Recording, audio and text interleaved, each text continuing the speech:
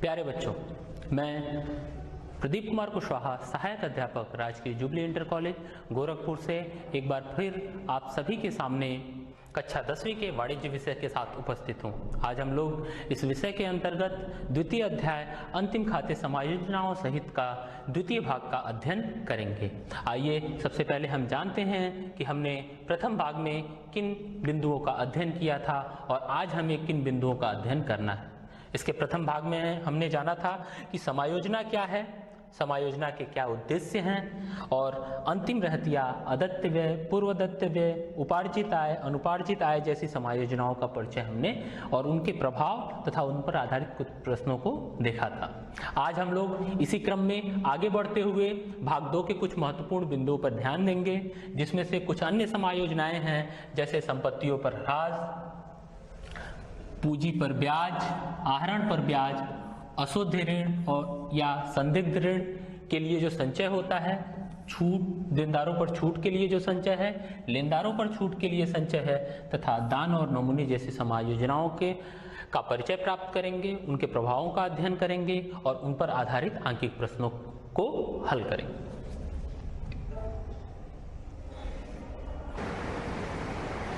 तो आइए बच्चों, हम देखते हैं सबसे पहली समायोजना संपत्तियों पर ह्रास। किसी भी व्यापार में व्यापारी विभिन्न तरह की मशीनों का प्रयोग करता है और यह मशीनें साल भर कार्य करने के बाद इनके मूल्यों में कमी आ जाती है और इसके जो मूल्य में कमी आती है वही ह्रास कहलाता है। वही चीज यहाँ पे लिखी हुई है, संपत्तियों के प्रयोग करने से वर्ष के अंत में उनके मूल्यों में जो कमी हो जाती है उसे ह्रास कहते हैं। इसकी लेखा विधि कैसे होती है? ह्रास की जो राशि होती है, एक बार तो हम लाभ हानि खाते के डेबिट पक्ष में लिख देते हैं। क्यों? क्योंकि यह एक प्रकार की हानि होती है, यह हमारे व्यापार की हानि है। मशीन का जो मूल्य है वो कम हो रहा है, तो यह एक तरह की हानि है, इसलिए इसे लाभ हानि खाते के डेबिट पक्ष में लिख दिया जाता है। और चूंकि यह समायोजना है तो इसका प्रभाव दूसरी बार भी पड़ेगा और दूसरा प्रभाव उसका पड़ता है चिट्ठे के संपत्ति पक्ष में संबंधित संपत्ति से घटा करके इसको दिखाया जाता है। अर्थात उस संपत्ति का मूल्य क्या हो गया? उस संपत्ति का मूल्य कम हो गया। तो यह जो धनराशि है ह्रास की, यह ऐसे प्रदर्शित की जाती है।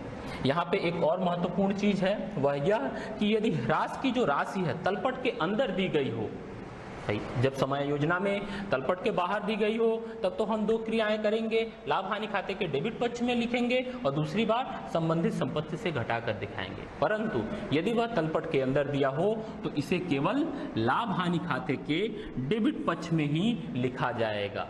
इस बात का ध्यान रखेंगे, केवल यह एक व्यय के रूप में देखते हैं। तलपट से लिया गया उद्धरण है, मशीनरी 50,000 रुपए से है, फर्नीचर 8,000 रुपए से है और मशीनरी पर 10% की दर से ह्रास लगाया जा रहा है, जबकि फर्नीचर पर 20% की दर से ह्रास लग रहा है। तो 50,000 रुपए की मशीनरी पर 10% की दर से जब डिप्रिसिएशन लगाएंगे तो ह्रास की राशि या डिप्रिसिएशन कितना हो जाएगा? 5,000 रुपये। इसी तरह 8,000 रुपये की फर्नीचर है, 20% की दर से 1,600 रुपये की धनराशि हो जाएगी। अब जब हम उसको ट्रेडिंग एंड पीएल अकाउंट में प्रदर्शित करेंगे तो इधर की तरफ टू डिप्रिसिएशन मशीनरी का डिप्रिसिएशन हमने कितना कैलकुलेट किया? 5,000 रुपये और फर्नीचर का डिप्रिसिएशन कितना हो गया आपका? 1,600 रुपये।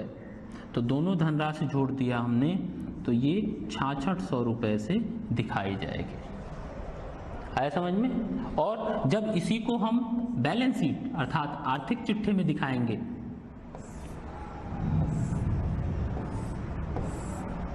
तो संपत्ति पक्ष है, ये एसेट साइड है हमारा, ठीक। तो यहां पे मशीनरी, चूंकि ये अस्थायी संपत्ति है, कितने से है हमारी? 50,000 रुपए से तलपट में दिखाई गई है। तो ये 50,000 रुपए और इसमें डिप्रिसिएशन हमने कितना लगाया, 5,000 रुपए का डिप्रिसिएशन लगाया, तो मशीन का जो मूल्य है 45,000 रुपए से यहाँ पे प्रदर्शित होगा। ठीक इसी तरह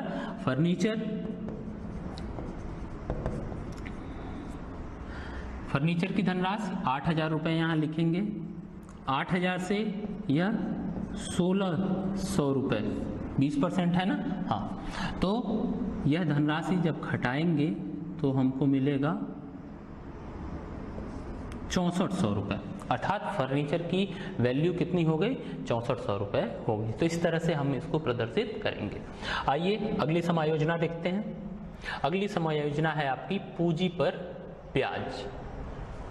पूंजी पर ब्याज, इंटरेस्ट ऑन कैपिटल। व्यापारी द्वारा लगाई गई पूंजी एक प्रकार का व्यापार को ऋण होता है। वह इस पूंजी पर ब्याज चाहता है और जोखिम के बदले लाभ चाहता है। अतः स्वामी को पूंजी पर एक निश्चित दर से ब्याज दिया जा सकता है। देखिए यहाँ पे हमको सबसे पहले स्पष्ट होना पड़ेगा कि व्यापारी और व्यापार दो अलग अलग चीजें हैं। अर्थात व्यापारी जो व्यक्ति है वह व्यापार में अपनी पूंजी लगा रहा है तो वह व्यापार के लिए एक दायित्व की तरह प्रदर्शित होता है, और यदि व्यापार उस पूंजी पर ब्याज दे रहा है तो यह व्यापार का एक व्यय है। ठीक, तो इसीलिए पूंजी पर जो ब्याज होता है वह हम लाभ हानि खाते के डेबिट पक्ष में दिखाते हैं। क्यों? क्योंकि यह एक तरह का व्यय है और हिसाब से यह एक व्यय है। और दूसरी बारी से चिट्ठे के दायित्व पक्ष में पूंजी में जोड़ देते हैं।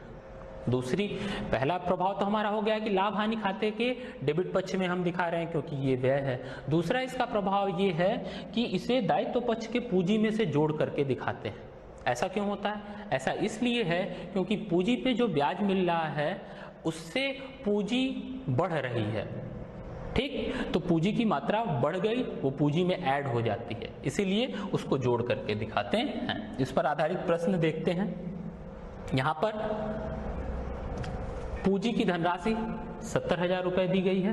ठीक है, पूंजी पर 5% की दर से ब्याज लगाया जाएगा। तो 70,000 5%, 70,000 का कितना हो जाएगा आपका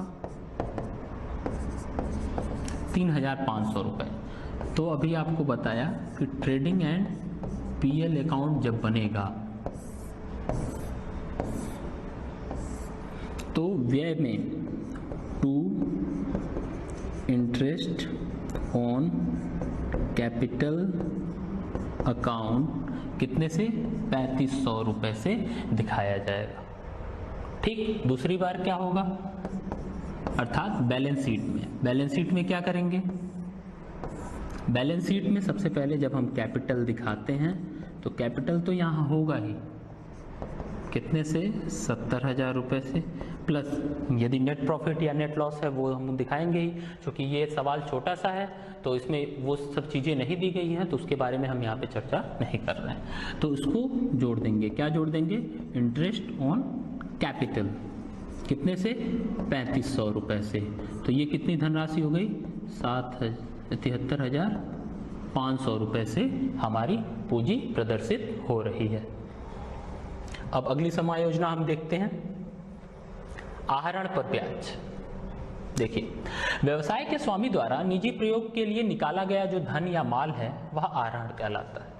जिस प्रकार व्यवसाय का स्वामी पूंजी पर व्यवसाय से ब्याज प्राप्त करता है, ठीक उसी प्रकार आहरण पर उसे व्यवसाय को ब्याज देना होता है। पूंजी पर वह व्यवसाय यदि प्राप्त कर रहा है तो उसे आहरण पर व्यवसाय को ब्याज देना होगा। इसको हम समझते हैं कि कोई भी व्यापारी जब व्यापार में अपनी निजी धनराशि लगाता है तो वह पूंजी के तौर पे गिनी जाती है, या व्यापार को कोई ऋण देता है तो वो पूंजी के तौर पे जानी जाती है। ठीक है, यदि वही व्यापारी अपने निजी काम के लिए कुछ धनराशि व्यापार से निकालता है तो वह चीज आहरण कहलाएगी, और जैसे वह पूंजी पर ब्याज लेता है उसी तरह उसे आहरण पर भी ब्याज देना पड़ सकता है।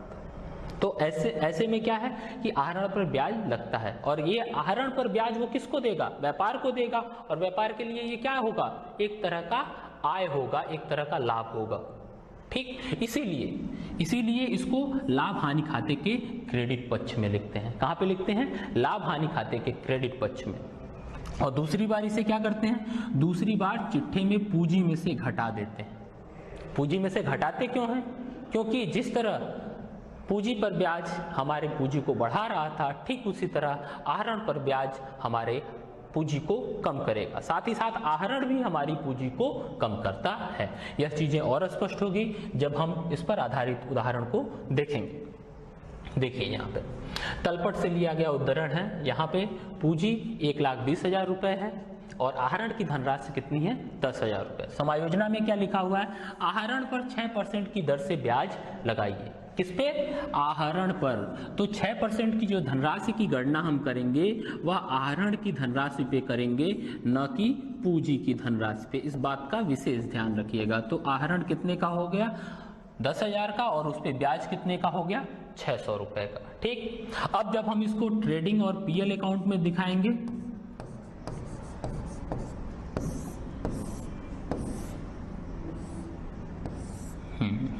तो यह व्यापार के लिए एक आय है। तो by interest on drawing account कितने से? 600 रुपए से प्रदर्शित कर दिया जाएगा। बैलेंस शीट पे इसका क्या प्रभाव पड़ेगा? देखिए बैलेंस शीट बनाया हमने, दायित्व पक्ष हो गया, ये संपत्ति पक्ष हो गई। सबसे ऊपर हम क्या दिखाते हैं? कैपिटल की धनराशि दिखाते हैं। वो कितना है आपका? 1,20,000 रुपए। सबसे पहले इसमें से क्या घटाएंगे हम लोग? आहरण की जो धनराशि है 10,000 वह घटाएंगे। कितना हो जाएगा? ये 1,10,000 रुपए हो गए। 600 ये कम होगा, कितने हो जाएंगे ये आपके? 1,94,000 रुपए हो जाएंगे। आया समझ में? देखिए 1,20,000 से सबसे पहले आहरण की धनराशि घटाई, 1,10,000 रुपए हुए, और उसमें से जब 600 की धनराशि घटाएंगे तो वह 1,94,000 रुपए हो जाएंगे। तो इस तरह से हम इसको प्रदर्शित करेंगे। अगली समायोजना देखते हैं, अप्राप्य या डूबत ऋण। इसको अप्राप्य ऋण, डूबत ऋण, अशुद्ध ऋण या अंग्रेजी में बैड डेब्ट्स, इन चारों नामों से जाना जाता है। यह क्या होता है? जिन व्यक्तियों को माल उधार बेचा जाता है उन्हें देनदार कहते हैं। ऐसे लोग जिनको हम उधार माल बेचते हैं, या ऐसे समझे जो हमको पैसा देंगे उधार माल बेचने, वो हमारे देनदार हैं। जो हमसे पैसा लेंगे वो हमारे लेनदार हो गए। तो कई बार जो देनदार होते हैं उनकी मृत्यु हो जाती है, या दिवालिया हो गए, या पागल हो गए, या किसी अन्य कारण से वह पूरा भुगतान नहीं कर पाते, और जो राशि देनदारों से प्राप्त नहीं होती है वो पैसा हमारा डूब गया, इसलिए उसको डूबत ऋण या अशुद्ध ऋण या अप्राप्य ऋण कहा जाता है। इसकी लेखा विधि क्या है समझते हैं। डूबत ऋण को एक बार लाभ हानि खाते के डेबिट पक्ष में दिखाते हैं। डेबिट पक्ष में लाभ हानि खाते के क्यों दिखाएंगे? क्योंकि व्यापार के लिए एक तरह की हानि हो गई। दूसरी चीज, यदि तलपट में पहले से ही डूबत ऋण दिया हो तो समायोजना का जो डूबत ऋण है वह उसमें जोड़ करके दिखाया जाएगा। ठीक, और दूसरी बार इसको चिट्ठे के संपत्ति पक्ष में देनदारों से घटा करके दिखाएंगे। ऐसा क्यों हो रहा है? क्योंकि जो देनदार हैं वही तो पैसा नहीं दे पाए, तो हमारा वो डूबत ऋण बन गया, और ऐसी स्थिति में क्या होगा? हमारे देनदार कम हो गए, इसलिए उतनी संख्या में, उतने अमाउंट में हमारे देनदार क्या हो जाएंगे? कम हो जाएंगे। आया समझ में? आइए इसको एक उदाहरण के माध्यम से समझते हैं। यहां पर देनदार 18,500 से प्रदर्शित है, अशुद्ध ऋण 1,200 लिखा हुआ है, और समायोजना में लिख रहा है कि अशुद्ध ऋणों के लिए 500 रुपए का लेखा कीजिए। तो सबसे पहले ट्रेडिंग एंड पीएल अकाउंट जो है हमारा, यहां पे चूंकि यह एक तरह का व्यय है हमारे लिए, तो टू बैड डेब्ट कितने से दिया हुआ है? 1,200 रुपए हमारे तलपट में दिए गए हैं, प्लस न्यू बैड डेब्ट कितने से? 500 रुपए से। तो कुल हमको हानि कितने की हो गई? 1,700 रुपए की ट्रेडिंग एंड पीएल में इसको दिखाएंगे। और दूसरी बात, जब हम इसको बैलेंस शीट में दिखा रहे हैं तो ये हमारा एसेट साइड है। यहाँ पे जो डेप्टर्स हैं, डेप्टर्स कितने से हैं? 18,500। ठीक, तो इसमें से ये जो 500 की जो धनराशि समायोजना वाली है केवल वही घटाएंगे। क्यों? क्योंकि इस 1200 रुपए की जो धनराशि है जो तलपट में है वह देनदारों से पहले ही समायोजित हो रखी है, वहां से घट चुकी है। तो यहाँ पे ये जब घटाएंगे तो हमारे कुल देनदार कितने हो जाएंगे? 18,000 रुपए से प्रदर्शित किए जाएंगे। स्पष्ट है? अर्थात समायोजना में जो दी गई धनराशि है अशुद्ध ऋण की, वही केवल देनदारों से घटा करके चिट्ठे में दिखाई जाएगी, जबकि व्यापार खाता और लाभ हानि खाते में दिखाते समय हम तलपट की धनराशि में इस समायोजना की धनराशि को जोड़ करके दिखाएंगे। अगली समायोजना हम देखते हैं, वह है अशुद्ध या संदिग्ध ऋणों के लिए आयोजन। डूबत ऋण को देनदारों में से घटा देने के बाद भी सभी देनदार अच्छे नहीं माने जा सकते। कुछ देनदार ऐसे भी होते हैं जिनसे ऋण की वसूली संदिग्ध होती है, अर्थात हो सकता है पैसा मिल भी जाए, हो सकता है न भी मिले। इसलिए ऐसे संदिग्ध देनदारों के लिए चालू वर्ष के लाभ में से कुछ रकम का आयोजन कर लिया जाता है, जिससे कि अगले वर्ष में जो रकम वसूल न हो सकेगी उन्हें इस आयोजन से पूरा कर लिया जाएगा। अर्थात व्यापारी भविष्य में होने वाली हानि के लिए पहले से ही सजग रहना चाहता है और वह अपने इस वर्ष के लाभ से कुछ मात्रा आयोजन के रूप में रखना चाहता है, तो वह अशुद्ध या संदिग्ध ऋणों के लिए आयोजन करता है। इसकी लेखा विधि क्या है?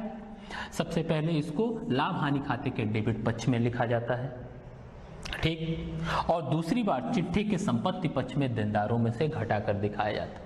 ठीक वही प्रक्रिया जो हमने अशुद्ध ऋण में की, अशुद्ध ऋण के लिए या संदिग्ध ऋण के लिए आयोजन में भी वही प्रक्रिया अपनाएंगे। उदाहरण देखते हैं।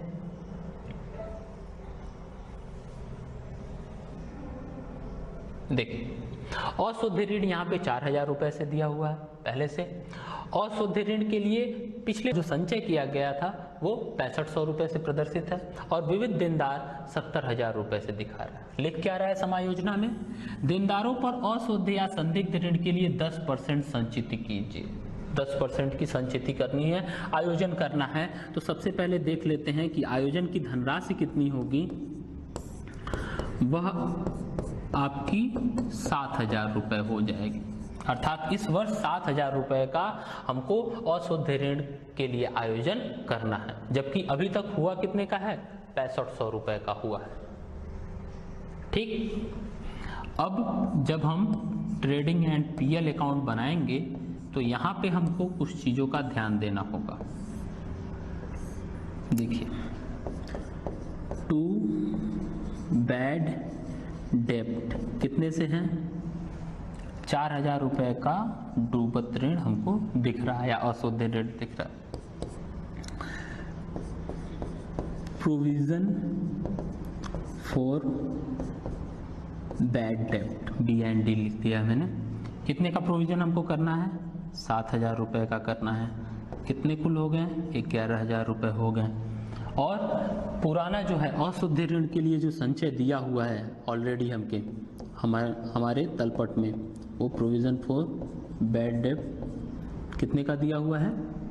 6500 रुपए का। तो कितने की धनराशि इस वर्ष दिखाई जाएगी? 500 और 10, ये 4500 रुपए की धनराशि से हमारा ट्रेडिंग एंड पीएल अकाउंट प्रभावित होगा। बैलेंस शीट बनाते समय भी हमको थोड़ा ध्यान देना होगा। यह दायित्व पक्ष और ये आपका संपत्ति पक्ष। यहाँ पे डेटर कितने से हैं? 70,000। तो 70,000 से हमको प्रोविजन कितने का कर रहे हैं? 7,000 रुपए की जो धनराशि है वह घटा के अर्थात 63,000 रुपए दिखाने पड़ेंगे। समायोजना की जो धनराशि हमारी निकली है वही वहां से घटाई जाएगी। अगली समायोजना हम देखते हैं, देनदारों पर छूट के लिए संचय। व्यापारी शीघ्र भुगतान प्राप्त करने के उद्देश्य से अपने धनदारों को वह सुविधा प्रदान करता है कि वे एक निश्चित समय के अंदर धनराशि का पूर्ण भुगतान कर देंगे तो उन्हें एक निश्चित प्रतिशत की दर से छूट प्रदान की जाएगी। इसलिए व्यापारी देनदारों पर छूट के लिए संचित बनाता है। वह एक प्रकार की व्यापारिक हानि है। कोई भी व्यापारी चाहता है कि उसने जो उधार माल बेचा हुआ है उसका पैसा उसे जल्दी से जल्दी मिल जाए, और ऐसा करने के लिए वह अपने देनदारों के लिए यह प्रस्ताव रखता है कि वह इस निश्चित तिथि के पहले यदि भुगतान कर देते हैं तो उन्हें इतने की छूट मिलेगी। और ऐसी स्थिति में वह क्या करता है, वह देनदारों पर छूट के लिए संचित करता है। इसका लेखा कैसे करेंगे? देनदारों पर छूट के लिए जो संचय है वह सबसे पहले लाभ हानि खाते के डेबिट पक्ष में दिखाया जाएगा। To provision for discount on debtors, और दूसरी बारी से संपत्ति पक्ष में देनदारों से घटा करके दिखाते हैं। यहाँ पर ध्यान देने वाली जो बात है वह यह है कि देनदारों पर छूट के लिए संचय समायोजनाओं में प्रतिशत के रूप में दिया होता है, ये सभी को मालूम है। यदि समायोजना अशुद्ध तथा संदिग्ध ऋणों के लिए संचय भी दिया जाता है, मतलब यदि ये दिया हुआ हो तो सर्वप्रथम देनदारों से संदिग्ध ऋणों के लिए संचय की राशि को घटा देंगे, उसके पश्चात देनदार प्राप्त होते हैं उन पर देनदारों पर छूट के लिए संचय का प्रतिशत ज्ञात करेंगे। इसको हम लोग समझते हैं। अभी सवाल जब देखेंगे तो यह चीजें स्पष्ट होंगी। यहाँ पे देखिए देनदार की मात्रा कितनी दी गई है, 40,000 रुपए के देनदार हैं, और यहाँ पर दो समायोजनाएं दी गई हैं। एक, देनदारों पर अशुद्ध ऋण के लिए संचय 5% का करना है, और उन पर छूट अर्थात देनदारों पर छूट के लिए संचय 2% का करना है। तो सबसे पहले ये काम करेंगे और इसकी जो धनराशि होगी वह देनदारों से घटाने के बाद फिर उस पर छूट की गणना करेंगे। अर्थात 40,000 पे जब हम 5% के हिसाब से 2,000 रुपए का हमारा संचय हुआ देनदारों पर अशुद्ध ऋण के लिए संचय, तो अब 40,000 में से 2,000 रुपए हम क्या करेंगे, घटा देंगे। बचा कितना, 38,000 रुपए, और इस 38,000 की धनराशि पे 2% छूट के लिए जो संचय होगा देनदारों का वह किया जाएगा, अर्थात 760 रुपए किसके, provision for discount on debtors. अब ट्रेडिंग एंड पीएल अकाउंट जब बनाएंगे तब क्या होगा, पहले तो हो जाएगा to provision for bad debts, कितने से 2,000 रुपए की ये धनराशि, और to provision for discount on debtors, कितने से 760 रुपए से। दोनों चूंकि व्यापार के लिए एक तरह के व्यय हैं तो दोनों हम डेबिट साइड में दिखाएंगे। बैलेंस शीट जब बनाएंगे तो इधर डेटर्स दिखाते समय सबसे पहले तो 40,000, फिर उसमें से 2,000 रुपए की धनराशि घटा दी जाएगी, फिर 38,000, और फिर इस 38,000 से 760 रुपए प्रोविजन की धनराशि घटा करके फिर प्रदर्शित की जाएगी। तो वह कितनी हो जाएगी,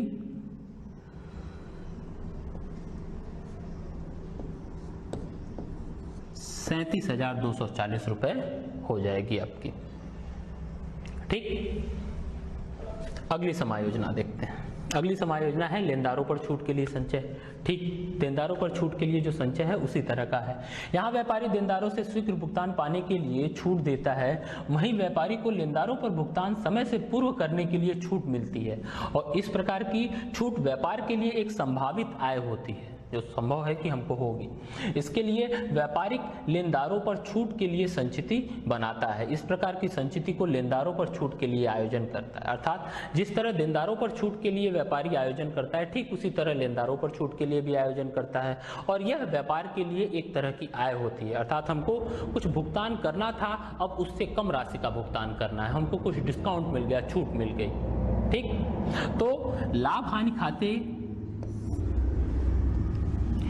के धनी पक्ष में वह धनराशि दिखाई जाती है, और दूसरी बार आर्थिक चिट्ठे के दायित्व पक्ष में लेनदारों में से घटा के दिखाई जाएगी, क्योंकि अब हमको कम भुगतान करना है तो लेनदारों से उतनी धनराशि कम हो जाएगी। उदाहरण देखते हैं।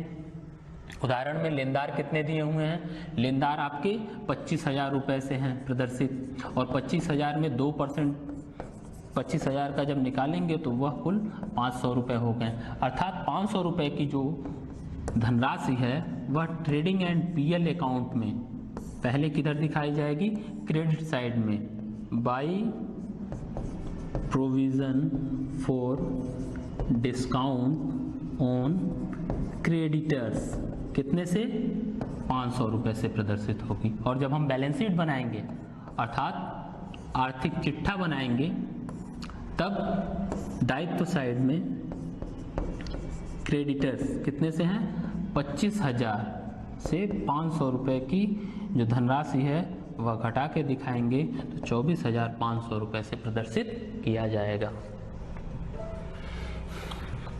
अगली और अंतिम समायोजना है हमारी दान एवं नमूने।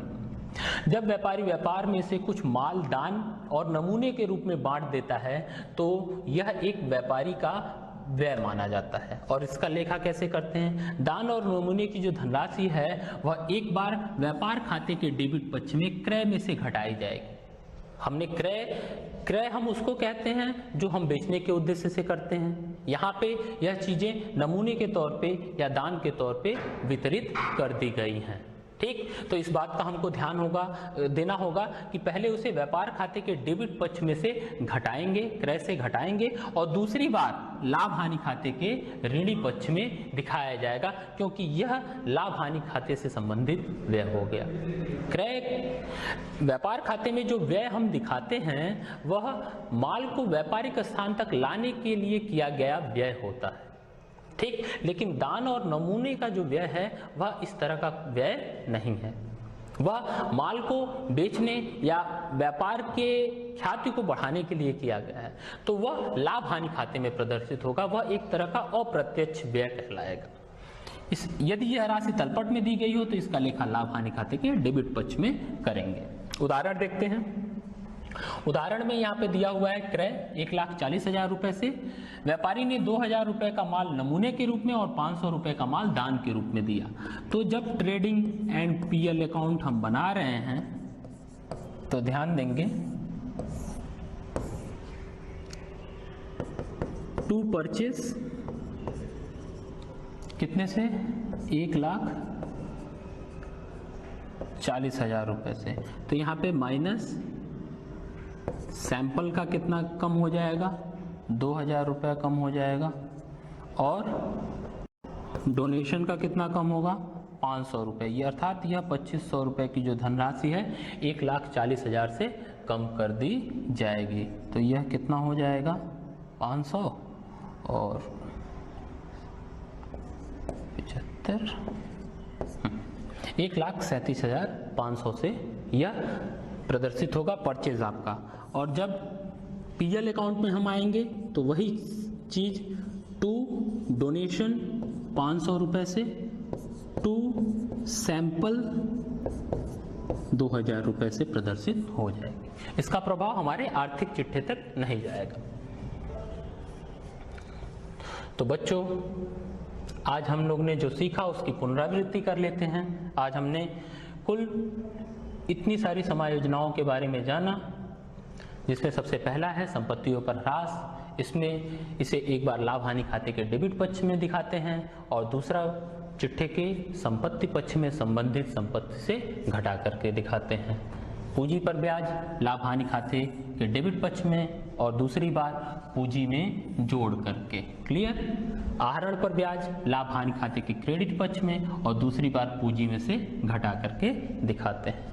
डूबत ऋण लाभ हानि खाते के डेबिट पक्ष में यदि तलपट में दिया हो तो उसमें जोड़कर दिखाएंगे, यदि नहीं है तो हम डायरेक्ट दिखा सकते हैं। और दूसरी बार चिट्ठे के संपत्ति पक्ष में देनदारों से घटा करके दिखाते हैं। डूबत ऋण के लिए जो आयोजन हुआ है वह भी ठीक उसी तरह लाभ हानि खाते के डेबिट पक्ष में और दूसरी बार चिट्ठे के संपत्ति पक्ष में देनदारों में से घटा करके दिखाया जाता है। देनदारों पर छूट के लिए जो आयोजन होता है वह भी ठीक उसी तरह है, लाभ हानि खाते के डेबिट पक्ष में और दूसरी बार चिट्ठे के संपत्ति पक्ष में देनदारों से घटा कर दिखाते हैं।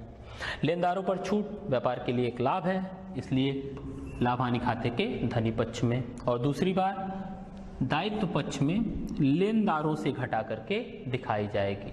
दायित्व पक्ष में लेनदारों से घटा के दिखाई जाए। और दान और नुकसानी की राशि एक बार व्यापार खाते के डेबिट पक्ष में क्रय से घटाएंगे और दूसरी बार लाभ हानि खाते के ऋणी पक्ष में दिखाई जाएगी।